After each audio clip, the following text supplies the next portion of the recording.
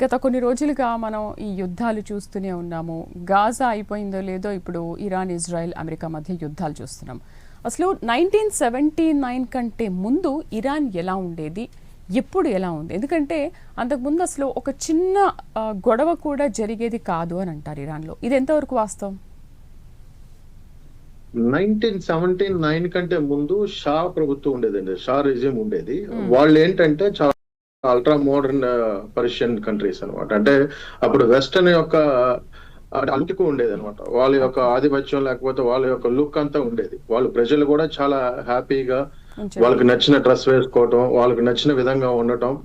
So in fact అప్పట్లో ఒక ముస్లిం country అయి ఉండి కూడా ఇజ్రాయెల్ దేశంగా గుర్తించిన కంట్రీ ఇరాన్. మరి అప్పుడు మనం అలా చూసుకుంటా ఉండుంటే ఇప్పుడు విషయం ఏంటంటే ఇరాన్ కి పాత రోజుల్లో ఇజ్రాయెల్ కి చాలా సత్సంబంధాలు ఉన్నాయి. చాలా మంది ఇరాన్ జూయిష్ కూడా, ఇరాన్ లో ఉన్నటువంటి జూయిషులకు కూడా వాళ్ళకి బెత్ కెనెసెత్, తర్వాత వాళ్ళకి సినగోగ్స్ అన్ని కూడా ఇరాన్ లో ఉండేవి. So lot of people, Jewish people కూడా అక్కడ నివసించారు. దే టుగెదర్ ఎంతో కాలం కలిసి మెలిసి చక్కగా ఉన్నారు వాళ్ళు.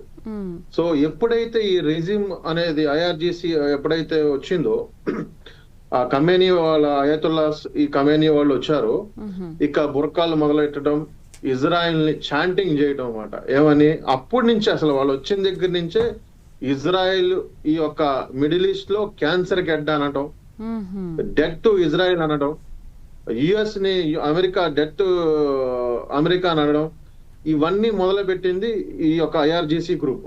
అంటే కేవలం ఇప్పుడు వీటి వల్లే వీళ్ళిద్దరి మధ్య ఇంత శత్రుత్వం పెరిగింది అనుకోవచ్చు అప్పటి నుంచేనండి. అంతకు ముందు చాలా మంచి మిత్రులు. తర్వాత ఈవెన్ ఇజ్రాయెల్ ని కంట్రీగా గుర్తించినటువంటి ముస్లిం కంట్రీ ఇరాన్. మరి సేమ్ కదా సార్, ఇప్పుడు ముస్లిం ఇద్దరు ఒకటే, మరి ఈ ఇద్దరు ముస్లిమ్స్ మధ్య ఎందుకు ఈ గొడవ? అందరూ ఒకటే కదా వాళ్ళు. ముస్లిమ్స్ అంటే ఇక్కడ మీరు మాట్లాడేది, మీరు అడగాలనుకుందంటే సున్నీ షియా. షియా వాళ్ళు వచ్చేసి ఇరాన్ కంట్రీలో ఉన్నారు ఇప్పుడు, షియా ముస్లిమ్స్. సో మీరు సౌదీ గానీ, ఇప్పుడు యుఏఈ గానీ, బహ్రెయిన్ గానీ, ఖతార్ గానీ వీళ్ళందరూ చూసుకుంటే సున్నీస్ ఉంటారు. వీళ్ళందరూ సున్నీస్.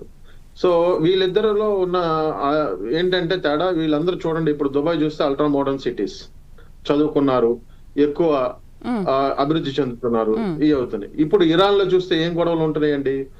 ఇరాన్ లో ఎప్పుడు లెగిస్తే ఎప్పుడు బురకా వేసుకున్నారా లేదా, బురకా వేసుకున్న వాళ్ళని చంపేద్దామా, వాళ్ళని కొడదామా, లేకపోతే వాళ్ళని ఉరిదిద్దామా అనేది మీరు చూస్తున్నారు. మీరు ఈ మధ్య కాలంలో చూస్తారు, ఒక స్త్రీ బురకా వేసుకోలేదని కొట్టి చంపేశారు పోలీసులు, అంటే ఈ ఐఆర్జిసి గ్రూప్. సో ఇలాంటి ప్రపంచం ముందుకెళ్తుంటే వీళ్ళు వెనక్కి తీసుకెళ్లారు. 1979 కంటే ముందు is a well studied country. అంటే వాళ్ళు మొత్తం ఎడ్యుకేటెడ్ పీపుల్, చాలా well dress up people, they know everything. ఇప్పుడు ఇరాన్ పీపుల్ కి లేకపోతే యుఏఈ పీపుల్ కి లేకపోతే ఎవరన్నా ప్రజలకి ఏమి అంటే వాళ్ళిద్దరికి కాన్ఫ్లిక్ట్ ఏం లేదు. అక్కడున్న ప్రజలు మిగతా ప్రజలతో కలిసే బతకాలనుకుంటున్నారు. కానీ ఇక్కడ ఎక్స్ట్రీమ్ లెవెల్ షియా కమ్యూనిటీ వాళ్ళు ఆర్థోడాక్స్ అంటే ముస్లిం భావజాలాన్ని చూపించే వాళ్ళు మాత్రమే వీళ్ళందరినీ ఒక అంటే అన్ఎడ్యుకేటెడ్ పీపుల్ అందరినీ గ్యాదర్ చేసి వాళ్ళ దృష్టిలో ఒక యూత్ని చంపితే ఏంటనేది మీరు చూసినట్టయితే ప్రపంచంలో ఒక పాలస్తీనా టెర్రరిస్ట్ ఉంటాడు, ఒక హమాస్ టెర్రరిస్ట్ ఉంటాడు, ఒక హిజ్బుల్లా టెర్రరిస్ట్ ఉంటాడు. ఒక ఇరాన్ టెర్రరిస్ట్ సామాన్యుడు ఎప్పుడు ఉండడండి. ఇరాన్ ఎక్స్ట్రీమ్ లెవెల్ ఉన్నటువంటి ఐఆర్జిసి గ్రూప్ తప్పిదే గానీ ప్రజల్లో ఒక ఇరాన్ వాడు వచ్చి ఒక టెర్రరిస్ట్ అయ్యాడు అనేది ఉండదు. మీరు ఎక్కడైనా చూసుకోండి. వీళ్ళు ఈ భావజాలాన్ని ఈ ప్రజల్లో రుద్దుతున్నారు. అంటే ఇప్పుడు వాళ్ళ భావజాలం ఏంటంటారు అంటే ఒక ప్రపంచ పటంలో వీళ్ళు లేకుండా చేయాలనేది వాళ్ళ కోరిక ఏంటి?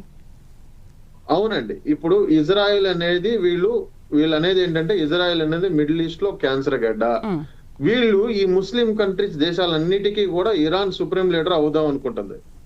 సో ఎందుకంటే జియో అంటే వాళ్ళకు ఉన్నటువంటి సరిహద్దులు ఇవన్నీ గానీ, వాళ్ళకి బాగా ఆయిల్ రావడం గానీ, ఏదైనా గానీ వాళ్ళకి బాగా అంటే సుప్రీం పవర్ గా ఎదగాలి అనేది ఒక మేమే అతి పరిశుద్ధులం, మా ద్వారానే ఎక్కడికైనా వెళ్ళొచ్చు, పరలోకం చేరొచ్చు అనే ఒక విధంగా they funded Hezbollah, they funded Hamas, they funded Houthis, everybody అంటే వీళ్ళందరూ ఎక్కడ వీలైతే అక్కడ, ఎక్కడ ఈ ప్రపంచంలో అలజడి సృష్టించాలో ఎంతవరకు చేయాలో అంతవరకు చేయడానికి వాళ్ళు రెడీగా అన్ని చోట్ల ఫండింగ్ చేసి ఉన్నారు.